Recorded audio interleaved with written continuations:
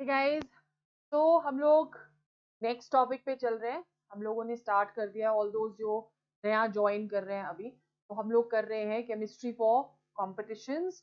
और इस पे सारे के सारे आपके जितने भी कॉम्पिटिशन्स हैं उस सब के लिए ये एक कॉमन केमिस्ट्री का एक प्लेलिस्ट स्टार्ट किया है, जिसमें वो स्टूडेंट्स जो मेंस देना चाहते हैं, आईआईटी एडवांस देना चाहते हैं और नीट देना चाहते हैं, मास्टर कैडर, सी टैट, टैट और जितने भी एग्जाम्स हैं जिसमें आप केमिस्ट्री के लिए प्रिपेयर कर रहे हो, even for your MSc entrance और फॉर योर जो कि एक कंबाइंड एंट्रेंस एग्जाम होने लग गया है, उन सब के लिए जो केमिस्ट्री आप प्रिपेयर कर रहे हो, तो you can refer to videos.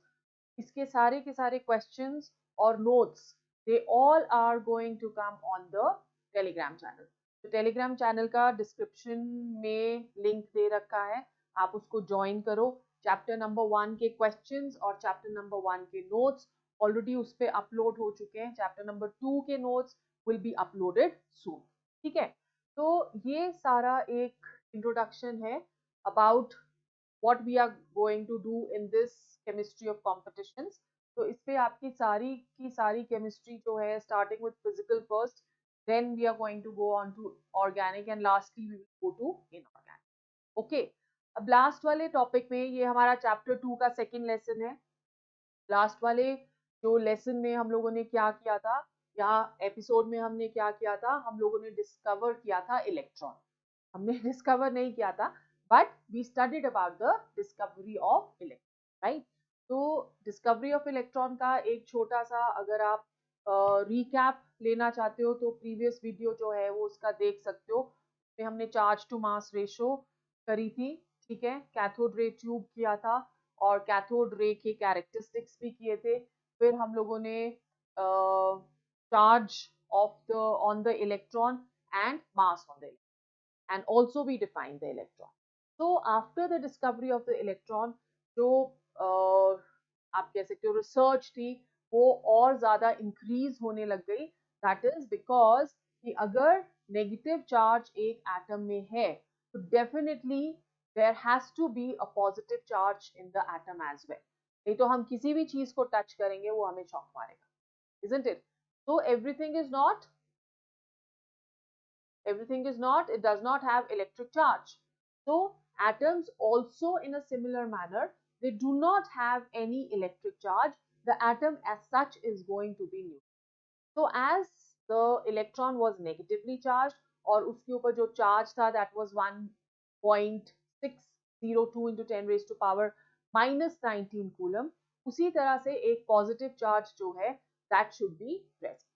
so there were experimentation which were done, और गोल्डस्टीन साइंटिस्ट थे जिन्होंने एक नई कैथोड रे ट्यूब बनाई जिसको थोड़ा सा मॉडिफाई किया, जिसमें जो कैथोड था वो परफोरेटेड था। परफोरेटेड का मतलब क्या हुआ, देयर वर स्मॉल होल्स, और एक और नाम उसको दिया जाता है विच आर द कैनाल्स। ठीक है, तो कैनाल्स उसमें प्रेजेंट थे, इसीलिए उसको हम लोग कैनाल रेज भी बुलाते हैं।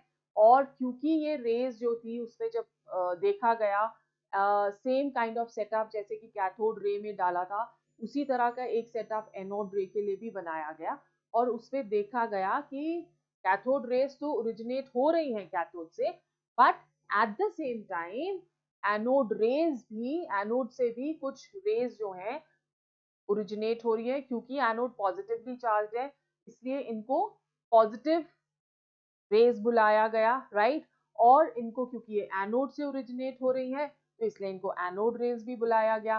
क्योंकि ये कैथोड के कैनाल के थ्रू पास करती है तो इसलिए इनको कैनाल रेज भी बुलाया गया। तो एनोड रेज के there were 3 different names which were given। one was the anode rays, one were the positive rays and one were the canal rays। इन सबके जो कैरेक्टरिस्टिक्स थे, they were almost the same as those of cathode rays। तो जिन्होंने cathode ray वाला topic नहीं देखा है वो पिछला वाला टॉपिक इसका 2.1 देखे, उसमें पता चल जाएगा कि कैथोड रेज के कैरेक्टरिस्टिक्स क्या होते हैं। तो गोल्डस्टीन वाज द साइंटिस्ट जिन्होंने एनोड रेज एक्सपेरिमेंट कंडक्ट किया था, और उसके बाद उसपे ये देखा गया कि सारे कैरेक्टरिस्टिक्स सेम है, they are traveling in straight line, they have mechanical properties, they have heat properties. But one point which was different was कि जैसे कि cathode rays जो है वो deflect होती थी towards the positive terminal of the electric field, ये deflect हो रही थी towards the negative terminal of the electric field, thereby indicating that these are positively charged, right? अब इसको जो name proton दिया गया, that was given by Rutherford. Rutherford was the scientist who gave the name proton to the particles which were originating from the anode rays. अब EM ratio भी calculate किया गया इसका, सो इट वाज सीन कि जैसे कि हम लोग इलेक्ट्रॉन्स में बोलते हैं कि EM रेशियो कांस्टेंट है, हम किसी कोई भी गैस उसके अंदर ले लें तो EM ratio that is going to be constant. But please remember कि जो EM रेशियो प्रोटॉन्स का होता है या एनोड रेज का होता है या पॉजिटिवली चार्ज पार्टिकल्स का होता है, वो कांस्टेंट नहीं होता, वो गैस के साथ change.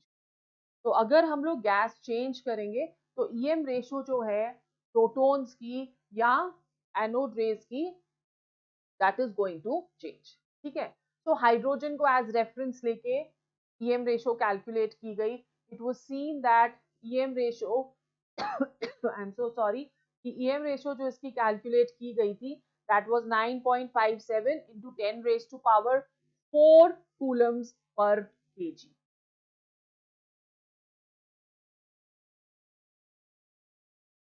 9.57 into 10 raised to power 4 coulombs per kg. और उसकी कितनी थी, इलेक्ट्रॉन्स की कितनी थी, इलेक्ट्रॉन की EM ratio was, so this was a positive sign, and EM ratio for an electron that was 1.75 into 10 raised to power 11 coulombs per kg. So you can see that electrons की जो EM ratio ज़्यादा है और protons की जो EM ratio है वो कम है. Now charge दोनों का same रहेगा. The charge on the proton, that is, so if we are taking this as the proton and we are taking this as the electron, तो इसकी जो चार्ज है that will be plus 1.602 into 10 raised to power minus 19 coulombs. ठीक है, और इसका भी charge same रहना चाहिए, सिर्फ जो साइन है that is going to be opposite, minus 1.602 into 10 raised to power minus 19 coulomb.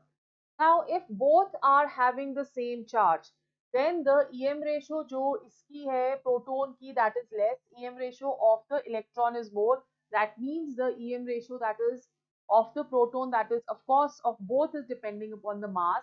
तो mass जो प्रोटॉन का है that should be higher than that of the electron, right? So when the calculations were done for the mass, तो mass हम कैसे calculate करते हैं, इसका mass हमने already calculate किया था 9.11 into 10 raised to power minus 31 kg.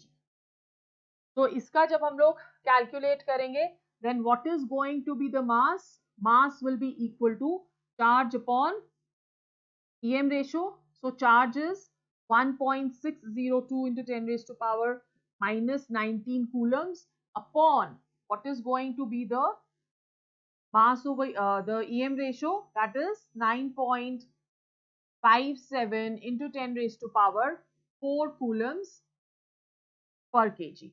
So if we are calculating this, so it comes to how much? It is going to come to कितना आता है 1.67 into 10 raised to power minus 27 kg.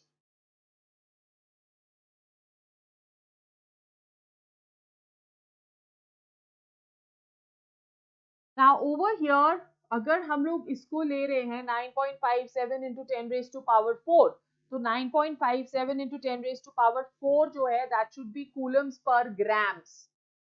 There's a slight mistake over here, इसको ठीक कर लो, per grams आएगा और यहाँ पे भी per grams आएगा. So first of all this is calculated 1.67 into 10 raised to power minus 24 grams, which is equal to 1.67 into 10 raised to power minus 27 kg.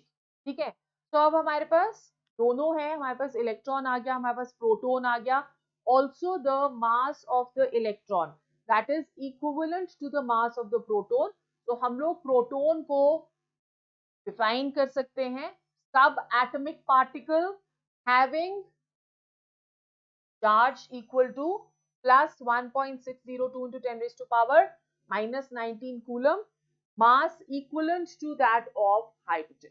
तो जब हम लोग इसके मास को AMU में कन्वर्ट करते हैं तो AMU में जो मास आता है that comes to 1.007 atomic mass unit, which is equivalent to that of hydrogen.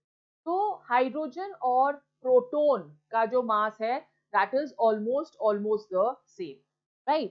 Now protons जो होते हैं they are generally produced by a lot of nuclear reactions also, or on the basis of such reactions proton जो है that has been recognized as fundamental building unit of atom.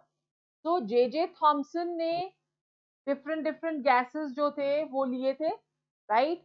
और उसी तरह से there were जब हम लोग इसका प्रोटॉन की बात करते हैं तो proton that is going to be a fundamental particle. Okay, so just it's a very small lecture, just go through that this lecture, and in the next lesson we are going to do the Rutherford's experiment.